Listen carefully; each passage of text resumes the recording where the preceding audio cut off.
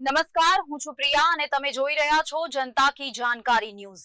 નજર કરીએ આજના સમાચાર ઉપર। પાલનપુર ડીસા હાઈવે ઉપર એસટી બસ અને ટેન્કર વચ્ચે અકસ્માત સર્જાયો। ડીસાથી પાલીતાણા જતી એસટી બસને નડ્યો અકસ્માત। અકસ્માતમાં 7 મુસાફરો ઇજાગ્રસ્ત થયા। આગળ જતા ટેન્કરે બ્રેક મારતા એસટી બસ ટેન્કરને અથડાઈ।